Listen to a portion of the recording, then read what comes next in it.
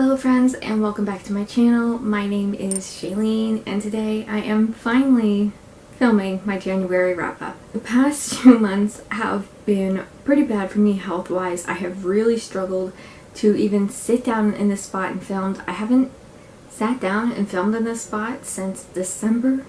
It is now nearly the end of March. Basically what's been going on with me, I've been in a lot of pain. I've been experiencing a lot more joint pain this year than I typically would experience.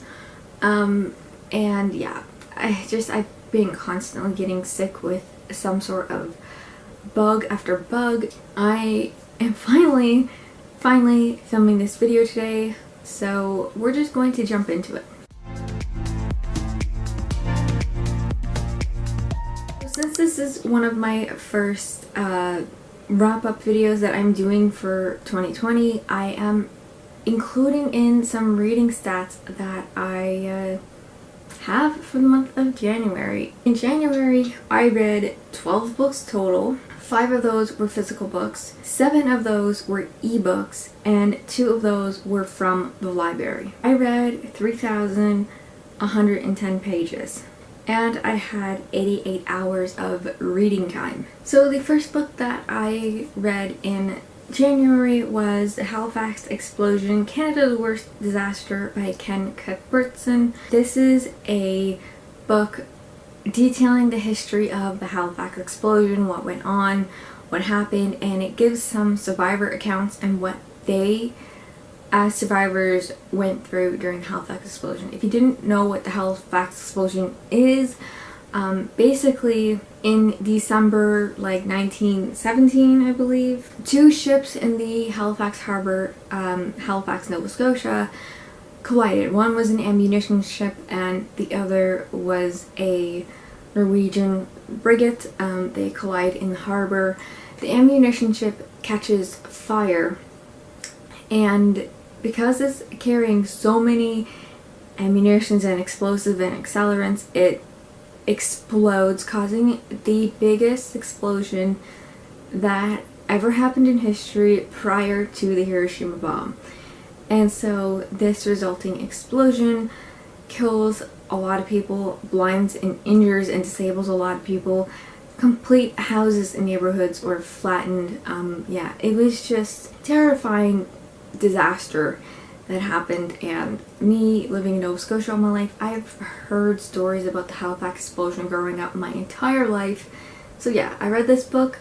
I won't give my review of it here because that will be in my Nonfiction on Fridays, which I will hopefully have up some point. I did read quite a few nonfiction towards the end of 2019 and I read some this year. So yeah, that will be up at some point. Don't know when yet. But anyways, I gave this book 4 stars. So the next book that I read was actually a reread. I read some really great books last year that I just had a really big hankering to reread again this year. So I reread The Water Cure by Sophie Mackintosh. If you guys watched my favorites video of 2019, you would have seen that this was one of my favorite books that I read last year. This follows 3 sisters that are on an island and they are raised to fear men, and so their father dies, something happens to their mother, they don't know where she's at, and soon 3 men show up on the island and they kind of have to deal with that. And yeah, this is kind of set on the background of a society that is in some way environmentally unstable, and it's in a very toxic culture in regards to men and women. So yeah, it's an interesting book. I really love it. It has very lyrical and beautiful writing while also having such a strong sense of foreboding and all around kind of underlying creepiness. Like you have that feeling that something bad is going to happen the entire time you're reading this book. But yeah, upon reread, still a 5 star. I still really loved it, still really enjoy it. One of my favorites. I also reread another favorite. I reread Recursion by Blake Crouch. This was, oh my god, this book is just perfection. I love this book so much. I love everything about it. Basically, we follow Barry. He's an NYPD police officer and he's investigating the suicide of this woman who has false memory syndrome. False memory syndrome is this syndrome where you remember memories from a previous life, although you haven't lived that previous life, and you have a strong feeling that you felt like you're not in your right life or whatever. It's a weird book. Lots of crazy things happened. It's a thriller. It's one of my favorite books, one of my favorite. I love this so much. So of course when I reread it, it was a 5-star again. I mean, I love this book, and it's not very often that I reread thrillers, but I just had to reread this one because it's just mind-blowing. So the next book I read is The Anne of Green Gables, a graphic novel by Bridget Thummler and Mariah Marsden. Obviously this is the book based off of Ella Montgomery's Anne of Green Gables. I actually got this as a present for my sister for Christmas. We're big Anne of Green Gables fans, yeah. So this is just a really short and quick way to like get the story of Anne of Green Gables. If you're not up for reading the, full version of the book, this will probably be so great for kids as well. It was such a fun way to experience Anne, and the illustrations are actually quite cute as well. So yeah, it was a really short and quick read, really fun. I enjoyed it. It was great, so I gave this a 3 stars. Okay, and the next book I read was Ghost Wall by Sarah Moss. This book follows a teenage girl along with her mother and father. Her father is this kind of unofficial historical expert, so he and this here archaeology professor, along with the archaeology professor's students, they go to the wilderness in Britain and they decide to camp for a weekend and live their lives as the ancient Britons would have. It's a lot more than that. There's a lot more underlying things that are going on. This girl who was camping with her family, her father is quite abusive. The archaeology professor and his students don't really know this. But yeah, things become kind of intertwined. It's this weird merging of present, kind of roles and past roles that kind of merge together in this novel. And so you have them, pretending they're ancient Britons, but things do get quite intense. And of course, if you know anything about ancient Britons and Celts, they did have some religious customs, and one of those would have been to throw people as sacrifices into bogs. And this book kind of deals with that in a really weird and haunting and just disturbing way. But it was also such a superb read because throughout this entire novel there's this strong sense that something really bad and really messed up is gonna happen. And yeah, it does. So this is such a short book, but it really packs a punch, and it was such a good read. I gave this 4 stars. Next we have Moon of the Crusted Snow by, I can't even pronounce his first name, but you'll see the book on the screen. So this book is set in the middle of winter on a Ojibwe reservation.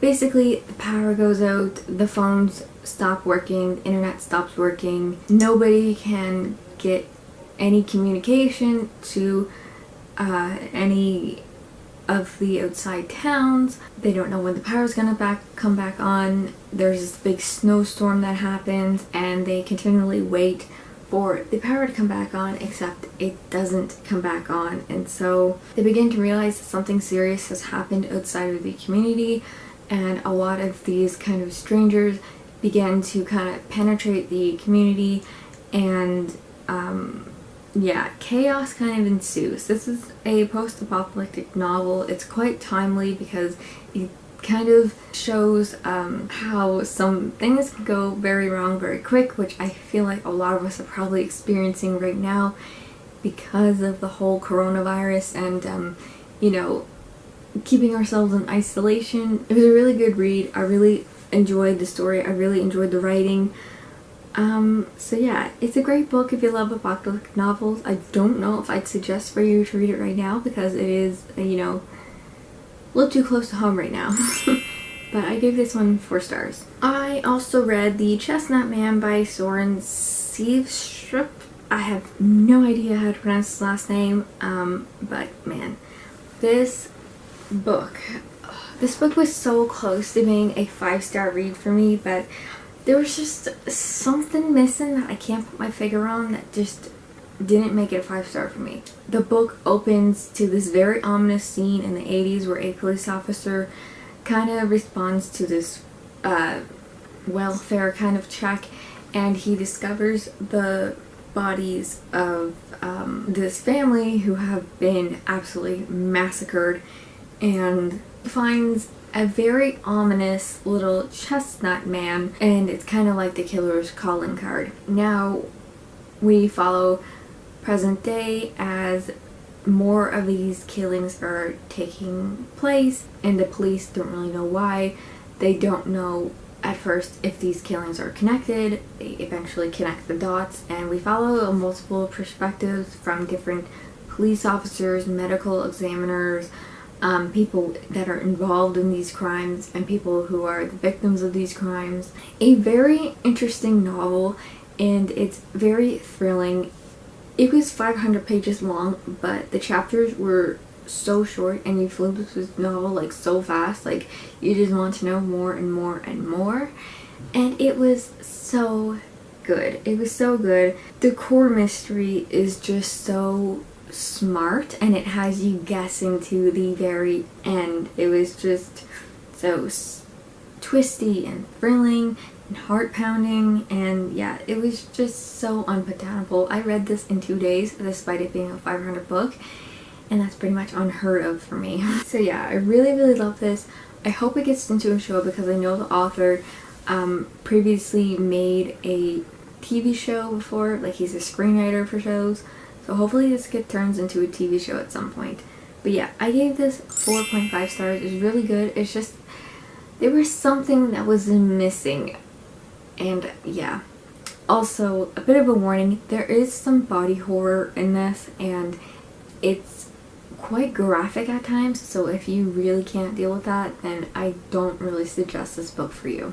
So the next book that I read was Artifact 1, Volume 1 by J.T. Krul. I received this as an ARC from NetGalley. So this graphic novel is set in a world that's quite similar, but also a little bit different from our own.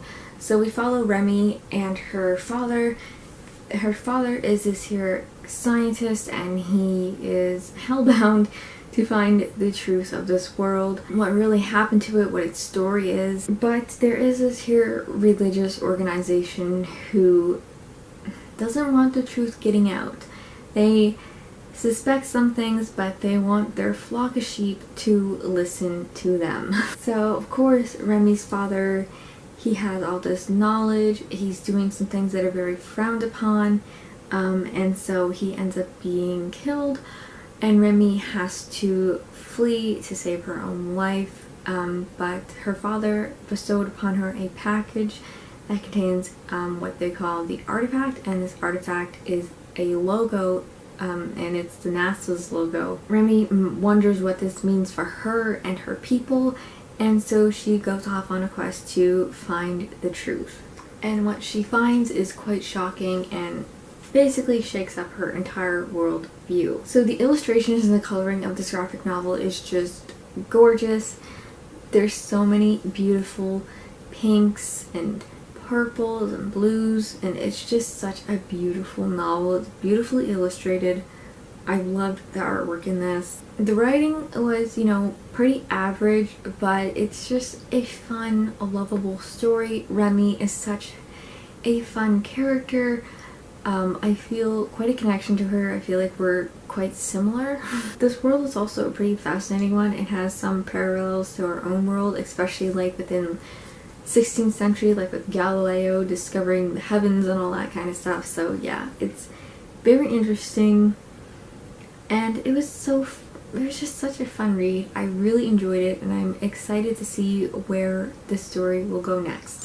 So I ended up giving this a 4 stars. So I have another nonfiction book that I read in January. I read Brain on Fire, My Month of Madness by Susannah Cahalan.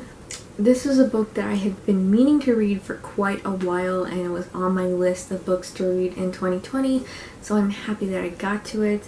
Of course, I will be giving a full review of this in my Nonfiction Fridays video. That one will probably be out sometime in April, but I gave this book a 4.5 stars. I also read another nonfiction that I received from NetGalley called Plague of Corruption. I was a bit misled by the description of this book, and it ended up being something completely different to what I thought it was going to be. And of course I'll have my review for that in another Nonfiction Fridays video. I gave that one a 1 star. And next I read The Winter People by Jennifer McMahon. I'm typically not somebody who reads ghost stories, and this was a ghost story. I was just in the mood for a bit of a spooky read, and I had purchased this book a while ago, meant to read it, but didn't quite get to it. So yeah, the level of scary in this book is pretty medium. I don't have a very high tolerance for like paranormal creepy stuff. Give me all the murder you want, I don't get creeped out, but give me ghosts and I'm cowering in a corner. So we're following in this book a series of diary entries turned into a book that was written in the early 1900s. It describes a woman whose daughter died, and with the instructions from her Native American auntie, she is able to bring her daughter back to life, and her daughter becomes what is known as a sleeper. And there's also kind of the eventual murder of her, and yeah, things take place. So we're also following current day as 2 girls who are sisters. Their mother goes missing, and they don't know where she's at, what's happened to her. She's quite reliable, she's pretty much always home, so they don't know where she's at, and so they decide to try to look for her. We also follow an artist who is struggling with the aftermath of her husband's death after he dies in a car accident in a town in which he said he was going to be in a different town, and he died in a town that she did not expect him to die in, so she goes and kind of investigates why he died in that town and what he was doing there. So the storylines of these characters end up connecting in a pretty big way that is kind of revealed towards the middle of the book, and yeah, it just becomes this very intricate, interesting, and creepy mystery, but it's also very fun and entertaining. And yeah, it was a really good read. I was really surprised. I thought I was gonna get scared out of my mind reading this because I just have such a low tolerance for ghost stories, but it was really good. I really enjoyed it. And the reveal of the underlying mystery that served as a local legend for the town was really good and so enjoyable, and it was a good book. So I gave this a 3.5 stars. So I read a classic that I had been meaning to read for a very long time, and that classic is Alice's Adventures in Wonderland. I'm sure all of us are familiar with the story of Alice in Wonderland. I mean, I've seen probably 3 different adaptations of the Alice story, and I like pretty much every adaptation I have seen. So I was interested in reading this book. I picked it up kind of on a whim. I just wanted something quick to read. This was a short book. However, I absolutely hated this book. The writing in this book is just not for me. It's very weird writing. It's very just awkward and just too metaphorical, too mind-bending, and just nah. I couldn't deal with it. It was such a chore to read, and I just ended up really hating this, and I rated it a 1 star. I was really quite disappointed in this. I really wasn't expecting to hate this book as much as I did. So the last book that I read in January is actually this big honking book here. This is Sharkwater, An Odyssey to Save the Planet by Rob Stewart. This is basically a behind-the-scenes picture book of all the photography that Rob Stewart took while filming his first documentary, Sharkwater. If you don't know, I'm a huge fan of Rob Stewart. He was a marine biologist slash conservationist who died tragically in, I think it was 2017. So yeah, on the anniversary of his death, I decided to pick up this book and read it. It was a really great book. I'm really happy that I have this in my collection, although it is so difficult to store anywhere. It's such a big book. But yeah, I gave this a 4-star. I really enjoy it. If you are a fan of Rob's work, you know, I suggest you pick it up. There's really great photographs and behind the scenes in here, and some stuff that even I didn't know. So yeah, that is officially all of the books that I read in January. I had a pretty great reading month, and I've been continuing to have, you know, some pretty great reading months, so I'm very pleased. Anyways, I hope you guys enjoyed this video. If you did, you can go ahead and give it a thumbs up and subscribe. If you want to go ahead and follow me on Instagram, Goodreads, and Twitter, I'll leave those links below.